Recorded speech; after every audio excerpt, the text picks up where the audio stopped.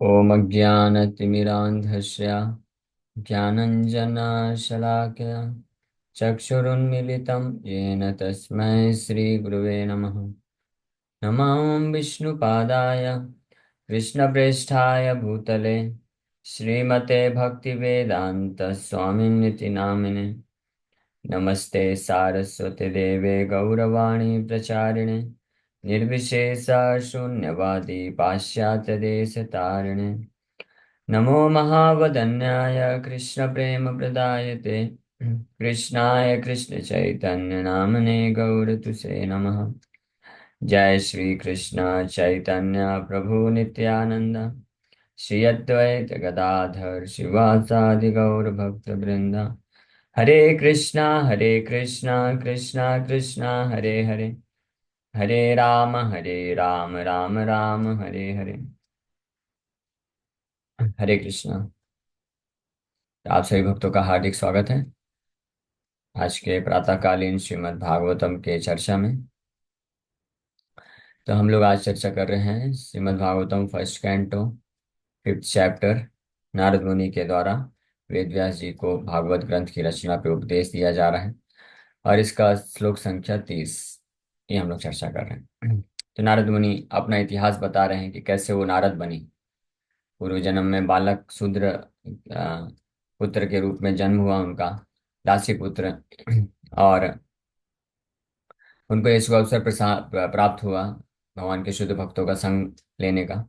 तो उनके संग में 4 महीने तक, चातुर्मास के टाइम पे 4 महीने तक उनका सेवा किए। उनके द्वारा जो है श्रवण कथा श्रवण कीर्तन किए।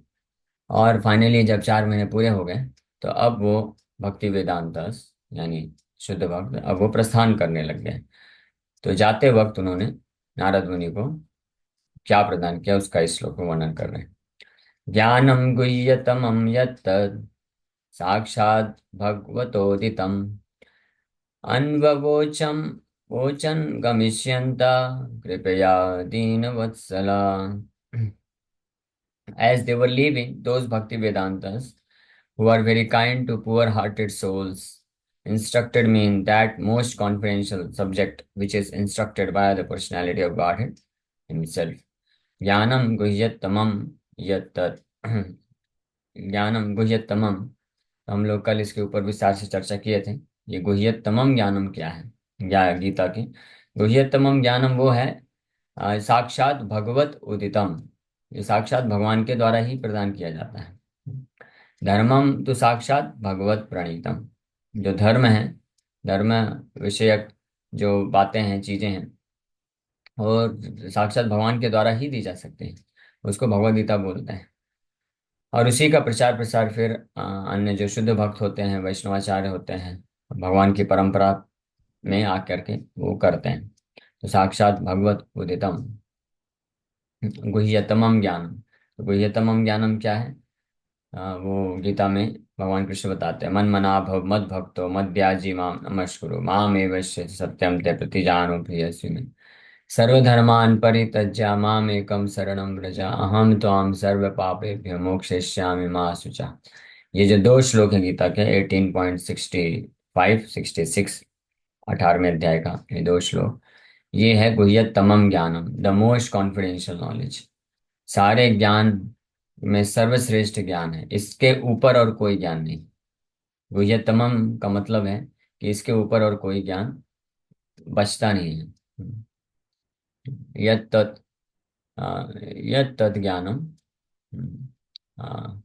that knowledge which is considered to be most confidential and sakshat bhagavat uditam, which can be given only by the supreme lord himself, और propounded by the lord himself। भगवान के द्वारा स्वयं जो ज्ञान प्रदान किया जाता है उस ज्ञान को जो है अनववोचन गमिष्यन्तः। अनववोचम मतलब गेव इंस्ट्रक्शन, उस ज्ञान को प्रदान किए, उसका शिक्षा प्रदान किए। गमिष्यन्तः वाइल डिपार्टिंग फ्रॉम, जब वो जा रहे थे, इस चातुर्मास कंप्लीट करके वो गमन कर रहे थे। कृपया दीन वत्सला। कृपया means out of their causeless mercy. कृपा अहेतु की कृपा से, दीन वत्सला those who are very kind to the poor and meek. तो भगवान को भी दीन बंधु बोला जाता है। दीन भगवान को दीन बंधु और भक्त वत्सलहा बोलते हैं। भक्त वत्सल भगवान के लिए इस्तेमाल होता है। भगवान को भक्तों के प्रति वत्सल होता है। वत्सल का मतलब होता है वे वत्स, वत्सलता। ये वत्स से आया है। वत्स मतलब गाय के बछड़े को वत्स बोलते हैं। तो गाय जो होती है अपने वत्स बछड़े के प्रति बहुत अफेक्शन प्रेम रखती है। वो तो सब लोग जानते हैं कि गाय को कितना प्रेम होता है। गाय इतना प्रेम होता है अपने बछड़े से कि अगर बछड़ा डेंजर में है तो गाय कुछ भी कर सकती है। यहाँ तक कि वो शेर को भी दौड़ा सकते, शेर को भी हराने की शक्ति रखती है। भले हरा नहीं पाएगी, लेकिन शेर से भी मुकाबला करने के लिए तैयार हो जाती है गाय। अगर बछड़ा उसका डेंजर में है तो शेर को भी खदेड़ सकती है, इतना शक्ति रखती है। तो उसको बोलते हैं वत्सलता। अब भगवान का भाव इसी तरह है। भगवान इसलिए भक्त वत्सल कहलाते हैं। भक्त वत्सल मतलब भक्त को कठिन परिस्थिति में देख करके भगवान बिल्कुल सहन नहीं कर पाते हैं। वो सारे नियम कानून के परे वैसे भी परे ही हैं भगवान। लेकिन साधारणतः भगवान कभी भी शास्त्र या धर्म के नियम कानून का उल्लंघन नहीं करते हैं। उनको हालांकि पालन करने की जरूरत नहीं है। न मे पार्थस्ति कर्तव्यम त्रिषु लोकेषु किंचन, भगवान गीता में बोलते हैं कि हे पार्थ, तीनों लोकों में कोई भी ऐसा धर्म या कर्म कर्तव्य मेरे लिए करने लिए नहीं है। मतलब मैं बाध्य नहीं हूं करने के लिए किसी भी कर्म या धर्म को, या कोई भी नियम कानून को पालन करने के लिए।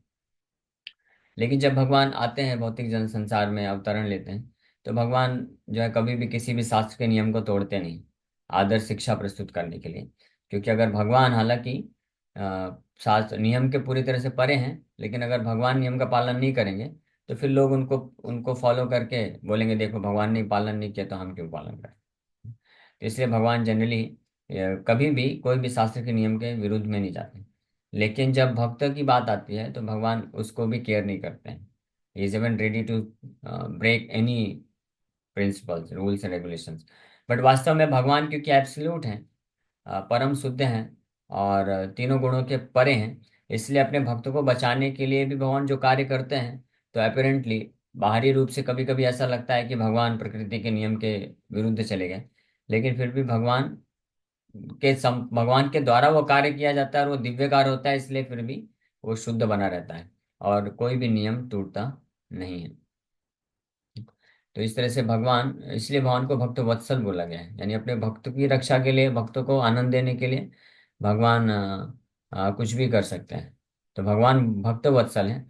और अन्यत्र जगह भगवान को दीन बंधु बोला गया है। हे कृष्णा करुणा सिंधु दीन बंधु जगतपते गोपेशा गोपिका कांता राधा कांता नमस्तुते। ये प्रणाम मंत्र हम लोग करते हैं। दीन बंधु मतलब जो दीन है। दीन कौन है? दीनहीन। दीनहीन जो भक्ति में हीन है वो दीन है। हाँ, तो हम सब लोग, हम सब नहीं बोल सकते, आप में से कोई महान भी हैं जो शुद्ध भक्त भी हैं, लेकिन एटलीस्ट मैं तो हूँ, दीन हूँ और हीन हूँ, भक्ति शून्य, भक्तिहीन और दीन है। तो भगवान ऐसे दीनहीन लोगों के लिए बंधु हैं। श्रीदम सर्वभूतानाम, भगवान बोलते हैं बंधु। बंधु मतलब फ्रेंड, मित्र, बंधु। तो बंधु का मतलब होता है कि वो आप अपने मित्र को सहायता करने के लिए हमेशा तैयार है, या अपने मित्र के लाभ के लिए, उसका शुभ करने के लिए हमेशा चिंतित रहता है, कार्य करते हैं। इनको बोलते हैं बंधु। लेकिन जो वत्सल होते हैं वो इससे श्रेष्ठ स्थिति है। जैसे भक्त वत्सल, भगवान भक्त वत्सल है, मतलब अपने भक्त को सुरक्षा देने के लिए, भक्त का उद्धार करने के लिए, उसको कृपा करने के लिए भगवान कुछ भी कर सकते हैं। जिसमें एकमात्र उद्देश्य ये रह जाता है, अपने आप को भी डेंजर में डाल करके, रिस्क में डाल करके भगवान अपने भक्त को सुरक्षा प्रदान करते हैं। ये होता है भक्त वत्सलता। उसे लेकिन भगवान भक्त वत्सल हैं। दीन वत्सल अभी तक हमने कभी सुना नहीं। लेकिन यहाँ पे नारद मुनि बोल रहे हैं कि जो भगवान के शुद्ध भक्त होते हैं वो पतित आत्माओं के न केवल बंधु होते हैं बल्कि दीन वत्सल होते हैं। दीन वत्सल, पतित जीवात्माओं जो इस संसार में फंसे हुए हैं, उनको उनके प्रति बहुत दया का भाव होता है, उनका उद्धार करने के लिए वो तत्पर होते हैं। दीन बंधु कृष्ण है, तो कृष्ण ऑप्शन देते हैं। कृष्ण कृपा करना चाहते हैं, करने के लिए ऑप्शन खोल के रखें। हाँ, भगवान बोले ये यथा माम प्रपद्यन्ते ताम तथैव भजाम्यहम्। मम वर्तमानु वर्तन्ते मनुष्या पार्थ सर्वशः। कि जो जितनी जिस मात्रा में मेरा शरण लेगा, मेरा आश्रय लेगा, या मुझसे मेरा हेल्प मांगेगा मुझसे, तो उतनी मात्रा में मैं उसको हेल्प करूंगा। अगर किसी का इच्छा है, वो मेरा आश्रय नहीं लेना चाहता है, वो मुझसे दूर जाना चाहता है और इसी भौतिक संसार में कष्ट भोगना चाहता है, तो फिर मैं उसको छोड़ देता हूँ। ठीक है, स्वतंत्रता है आपको। आप मुझे चूज करना चाहते हो, चूज करो, या माया को चूज करना है तो माया को चूज करो, आपकी स्वतंत्रता है। भगवान उसमें हस्तक्षेप नहीं करते हैं फ्री विल में, भगवान फोर्स नहीं करते हैं। जो कि बिल्कुल सही है, इसमें कुछ गलत नहीं है। भगवान फोर्स करे भी क्यों, क्योंकि सबको स्वतंत्रता है। कोई अगर नहीं चाहता है कि मैं आपका भक्ति करूं, प्रेम करूं, तो जबरदस्ती क्या है, थोड़ी ना जबरदस्ती कोई प्रेम करा सकता है। हाँ, ये जानते हुए भी कि अगर ठीक है, मैं मुझे मालूम है कि मैं आपका भक्ति नहीं करूंगा, प्रेम नहीं करूंगा आपको, तो मुझे इस संसार में कष्ट भोगना पड़ेगा, बारंबार जन्म मृत्यु के चक्कर में आना पड़ेगा, मैं तैयार हूँ। तो इसलिए फिर भगवान कैसे फोर्स कर सकता है? इसलिए love can not be forced. Love and service to Krishna can not be forced. भगवान प्रेम और कृष्ण की सेवा जो है उसको फोर्स नहीं किया जा सकता, स्पेशली भगवान तो फोर्स नहीं करते बिल्कुल। भगवान लेकिन फोर्स नहीं करते, लेकिन भगवान के ही कृपा से सब होता है। भगवान जानते हैं कि वो स्वतंत्रता दिए हैं, इसलिए फोर्स नहीं करेंगे। और परमात्मा हृदय के रूप, हृदय में परमात्मा रूप में रहते हुए भी भगवान हर एक जीवात्माओं की गतिविधियों को ऑब्जर्व करते रहते हैं। लेकिन कभी भी जो जीवात्मा जो इच्छा रखता है करने के लिए, तो उसके अगेंस्ट नहीं जाते भगवान। उसको फैसिलिटेट करते हैं, फैसिलिटी देते रहते हैं, लेकिन उसके कर्म अनुसार। फिर भगवान उसके साथ बिजनेस डीलिंग करते हैं मात्र। हाँ, बिजनेस डीलिंग मतलब कि अगर ठीक है, आपको ये भौतिक संसार में इतना भोग ऐश्वर्य चाहिए, तो ठीक है, आपका कर्म है क्या, दिखाओगे, अकाउंट दिखाओ। अगर अकाउंट है तो कर लो। चाहे वो जो है बहुत ही भगवान का द्वेषी व्यक्ति क्यों ना हो, पूरी तरह से नास्तिक ही क्यों ना हो, तो भगवान न्यूट्रल बन जाते हैं।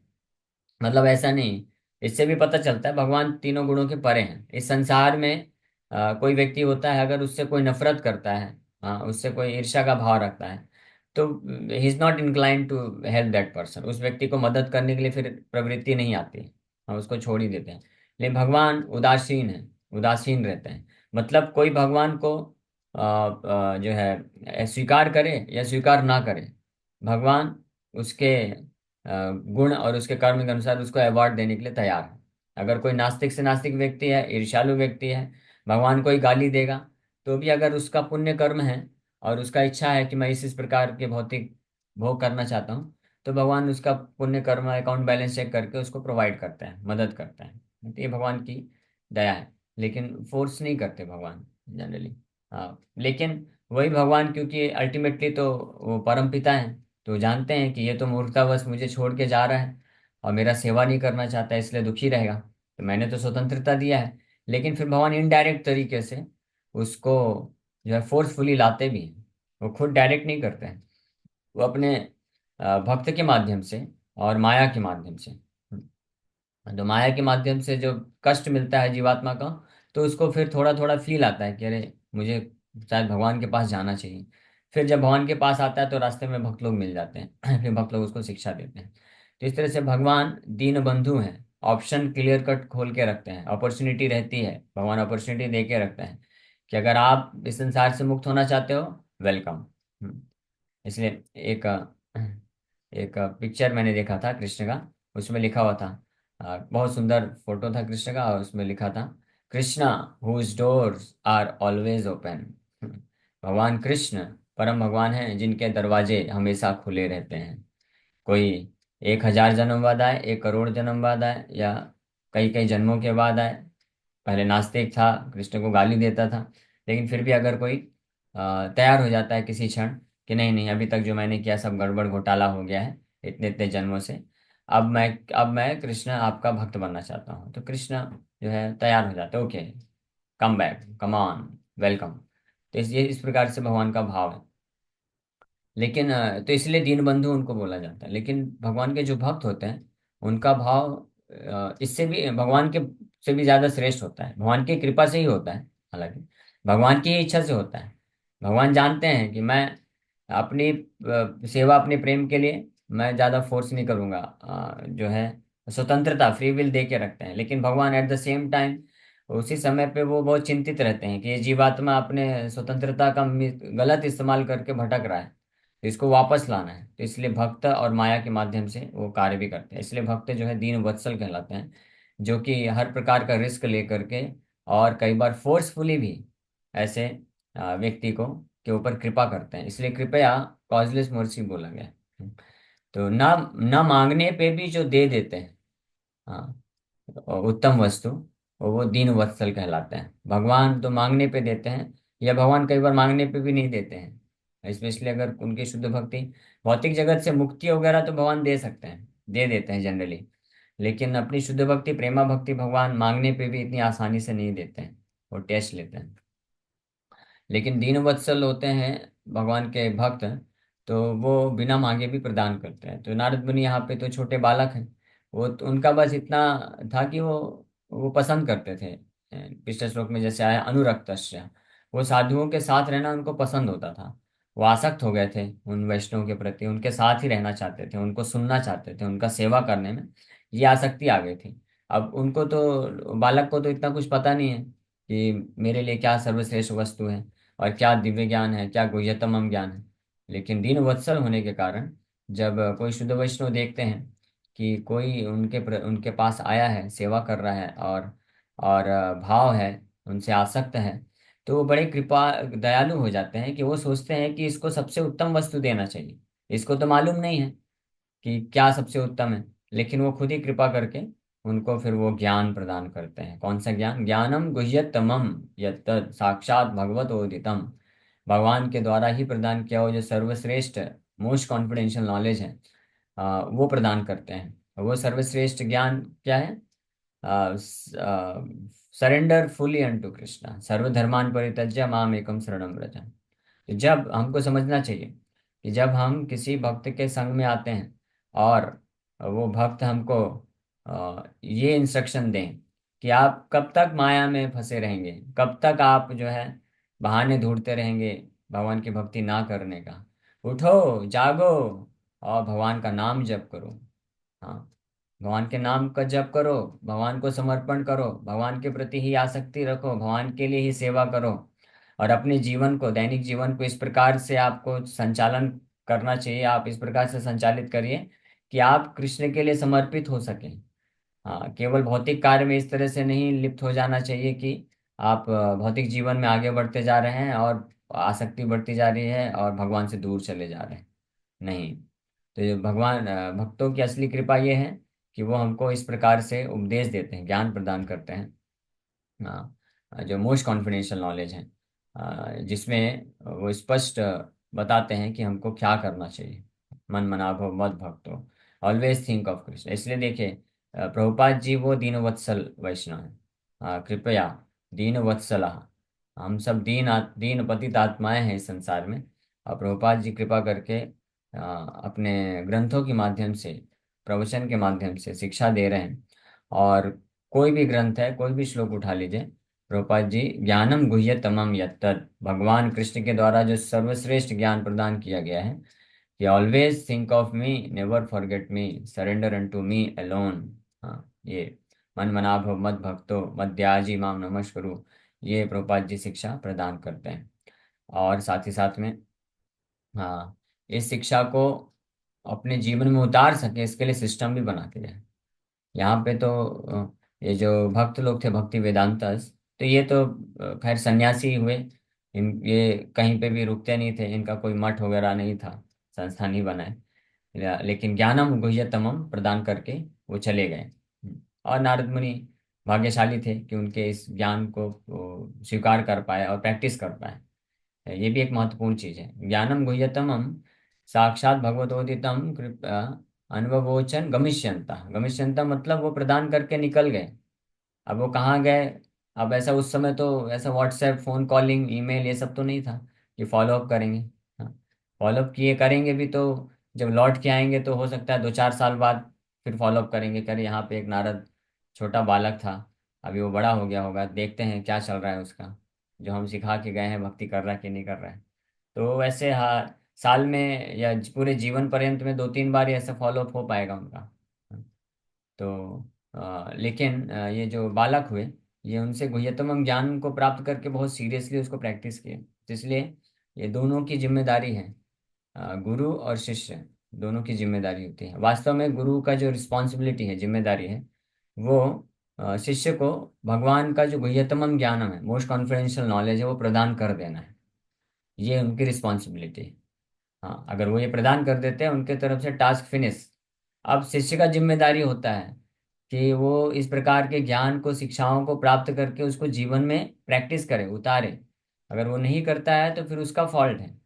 हाँ, हमको हमेशा ये एक्सपेक्ट नहीं करना चाहिए कि गुरुजी बार बार आके हमसे पूछेंगे कि कैसा चल रहा है, आपका साधना चल रहा है कि नहीं चल रहा है, क्यों नहीं कर पा रहे हैं। हर हर दूसरे तीसरे दिन पूछना ही चाहिए। कई बार कुछ भक्त लोग ये भी सोचते हैं, प्रभु जी आप कभी मान लो 1-2 महीने बाद कोई भक्त मिलता है, उनको पूछो आपका साधना कैसा चल रहा है। बोले प्रभु जी बहुत गड़बड़ चल रहा है, आप याद ही नहीं करते हैं, आप पूछते ही नहीं हैं। अरे अब हम क्या पूछेंगे। आपको बता दिया गया, प्रभुपाद जी की शिक्षा है, प्रभुपाद जी के ग्रंथ हैं आपके पास, पढ़िए और सुनिए। और लेक्चर से आप ज्ञान प्राप्त कर रहे हैं, और आप जानते हैं भौतिक संसार में इतना दुख है, हम फंसे हुए हैं। जब आपको मालूम है ये सही है ये गलत है, तो उसको प्रैक्टिस करिए। वो तो आपके तरफ का टास्क है। हाँ, अगर कोई सीनियर भक्त होते हैं, गुरु होते हैं, अथॉरिटी होते हैं, हमको फॉलो अप कर लेते हैं, पूछ लेते हैं, तो ठीक है, अच्छी बात है। वो एक्स्ट्रा चीज है, उनके उनके द्वारा वो एक एक्स्ट्रा कार्य किया जा रहा है। हमको उस पर डिपेंड नहीं रहना चाहिए। हमको ये सोचना चाहिए कि अब हमको ज्ञान मिल रहा है, शिक्षा मिल रही है, हमको भक्ति करना है, कैसे करना है, ये बता दिया गया है। अब हमारी रिस्पॉन्सिबिलिटी है कि हम इसको करें। हम इतना निर्भर नहीं होना चाहिए कि बार बार हमको कोई पूछेगा ही। इसको बोलते हैं स्पून फीडिंग। हाँ, जैसे बच्चा होता है तो ठीक है, शुरू में छोटा बच्चा होता है तो माँ को बार बार स्पून फीडिंग करना पड़ता है। खुद ही लेके उसको पकड़ पकड़ के वो इधर उधर भागता रहेगा, खाने में उसको मन नहीं लगता, खाना नहीं चाहता है। तो उसकी माँ बार बार उसके पीछे पीछे भागेगी और बुलाएगी, ये लो खाओ, एक एक चम्मच खिलाएगी। फिर ऐसे करते करते 1-2 घंटे तक में उसका एक एक मील हो पाता है, 1-2 चपाती खा पाता है। तो ये बच्चों के लिए सही है, 2-3 साल के बच्चों के लिए।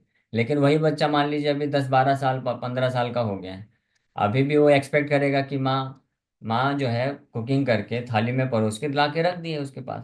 अब तो खाना तो उसकी जिम्मेदारी है। अब वो सोचेगा कि नहीं, बचपन में जैसे मुझे खिलाती थी, हाँ, मेरे पीछे पीछे भाग भाग के, वैसे अभी भी खिलाना चाहिए।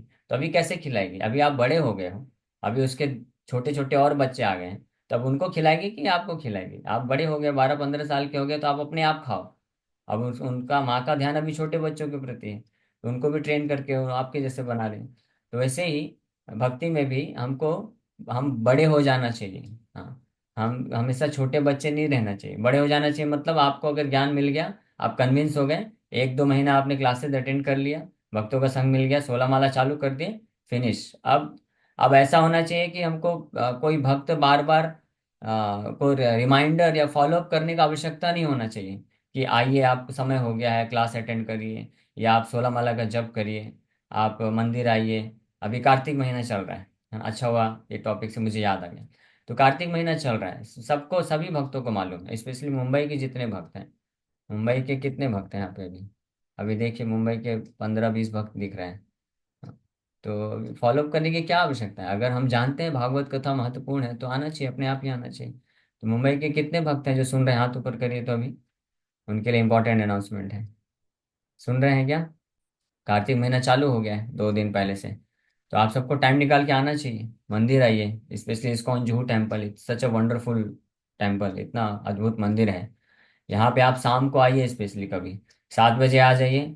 संध्या आरती गौर आरती होता है वो अटेंड करिए, फिर 7:30 से लेकर के 9 बजे तक, जो या जितना समय हो, आधे घंटे, 7:30 बजे से दीपदान चालू हो जाता है दामोदर अष्टकम के साथ। तो वो अटेंड करिए, एक बार करके देखिए। तो इतना वंडरफुल एक्सपीरियंस है। तो अब इसके लिए तो मतलब बोल बार बार बोलने की आवश्यकता नहीं है, स्पेशली उन भक्तों को जो कि पिछले साल से जुड़े हुए हैं, जो पिछले साल जिनको बुलाया गया था, आए भी थे, किए भी। तो उनको तो अब इस साल अपने आप ही आ जाना चाहिए, अटेंड करना चाहिए, खुद आकर्षण होना चाहिए। जैसे कई भक्त लोग हैं, आते भी हैं, जैसे जानवी माता जी हैं, वो खुद आई, शाम को भी आई, सुबह भी आई, और भी भक्त लोग हैं। तो आप लोग अपना शेड्यूल ऐसे बनाइए, आज सैटरडे है, कल संडे है, तो कल संडे को आ जाइए। बहुत वंडरफुल एक्सपीरियंस रहेगा दीपदान करने का भगवान का दामोदर अष्टकम के साथ। तो ये करना चाहिए। तो ये मतलब अब हमको भक्ति में खुद को रिस्पॉन्सिबिलिटी लेना चालू कर देना चाहिए। हाँ, जैसे बीमार पड़ते हैं, तो जब बहुत बीमार पड़ते हैं, सीरियस रहते हैं, तो ठीक है, एडमिट हो गया तो वहाँ पे नर्स होती है, डॉक्टर होते हैं, नर्स होते हैं, वो हमारा ध्यान रखते हैं कि किस समय पे क्या मेडिसिन लेना है, तो वो देते रहते हैं। लेकिन एक बार आप डिस्चार्ज हो गए हॉस्पिटल से, अभी आपको 1 महीने का मेडिसिन का कोर्स दिया गया है, तो अब थोड़ी ना वहाँ पे नर्स बार बार फोन करके आपको पूछेगी कि सर आप मेडिसिन ले रहे हैं कि नहीं ले रहे हैं, इस टाइम पे ये मेडिसिन लेना है। अब तो अब हम सीरियस नहीं हैं, अब तो हम मतलब बीमार ज़्यादा नहीं है, अब तो हम रिकवर हो रहे हैं। तो अब हमको खुद से रिस्पॉन्सिबिलिटी ले लेना चाहिए कि ठीक है मैं अपने टाइम टाइम पे मेडिसिन लेता रहूँगा। हाँ, और हमको इतना हमारे परिवार वाले भी पूरा ध्यान रखेंगे, पूछेंगे बार बार, ये भी एक्सपेक्ट नहीं करना चाहिए। वो खुद उसी प्रकार से शुरू में जब हम भक्तों को प्रचार करते हैं तो शुरू में उनको थोड़ा बोलना पड़ता है, फॉलो अप करना पड़ता है कि आप क्लास आइए, नाम जप करिए, मंदिर आइए। लेकिन एक बार जो 16 माला चालू कर दिया, उनको खुद से रिस्पॉन्सिबिलिटी ले लेना चाहिए, खुद आना चाहिए। पता चल जाना चाहिए कि अभी इस समय पे ये फेस्टिवल है, तो आके अटेंड करिए, क्लासेस अपने आप आना चाहिए, माला अपने आप जप करना चाहिए, सुबह उठ करके करना चाहिए, सीरियस हो जाना चाहिए। बार बार मतलब पूछना ही, बोलना ही पड़ेगा कि आप सुबह जल्दी उठ करके 16 माला जप करिए, तो ऐसा जरूरी नहीं है। हमको खुद एक्सेप्ट कर लेना चाहिए, तब हम बड़ी आसानी से आगे बढ़ जाएंगे। और सेवा के लिए भी, हाँ, कि सेवा जब दिया जाएगा तभी हम सेवा करेंगे, ऐसा नहीं है। हम सेवा हमको मांगना चाहिए। अगर सेवा नहीं है तो हम पूछ सकते हैं कि क्या सेवा मैं कर सकता हूँ। हाँ, सेवा बहुत सारा है।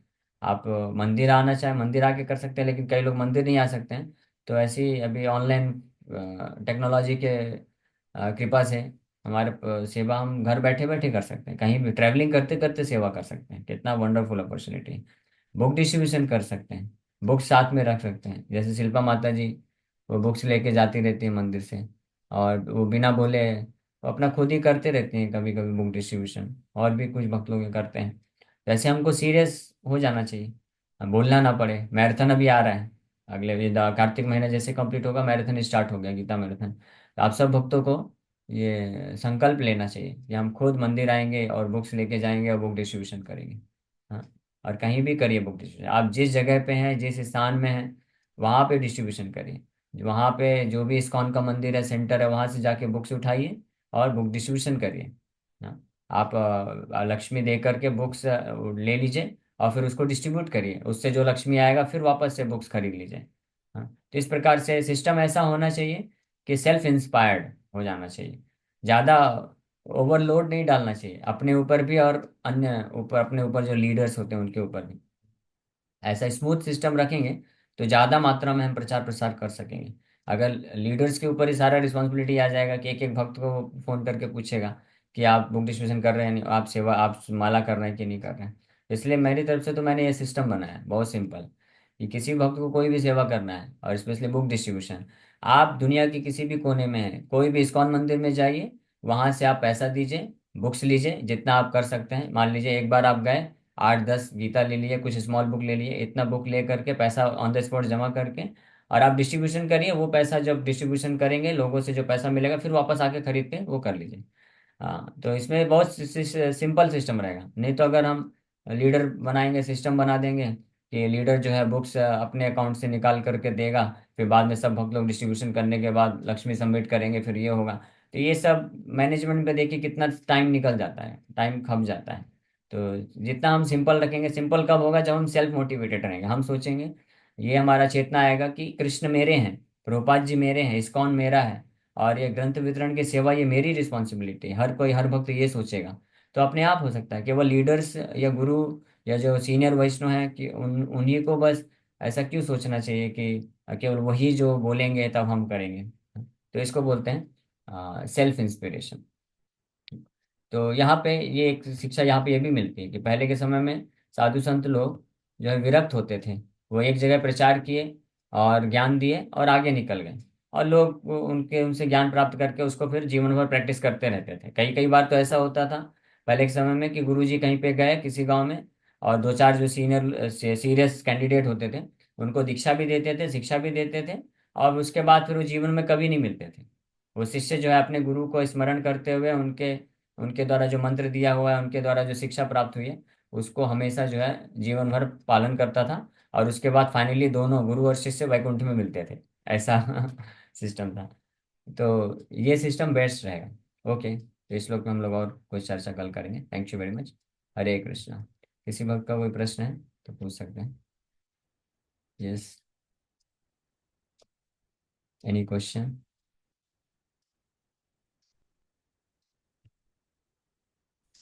ये पूछना था कि जैसे आपने कहा कि भगवान अपनी वो सुरक्षा व्यवस्था देते हैं, तो ऐसा लगता है कि जैसे जब आदमी बड़ा होता जाता है तो उसकी मति और भगवान की जो व्यवस्था है, गति और जो भी मतलब अब क्या बताएं, मतलब ये सब कुछ कुछ मतलब भगवान के कृपा से ही ऐसा होता जाता है कि अपने से होता है, क्या होता है। दोनों दोनों जरूरत है। भगवान की कृपा के बिना कुछ हो नहीं सकता है, लेकिन भगवान की कृपा तो है, लेकिन हम उस कृपा का लाभ नहीं उठाएंगे तो भी फिर उसका उसका पूरा लाभ कैसे हो पाएगा? तो दोनों चीज जरूरत है।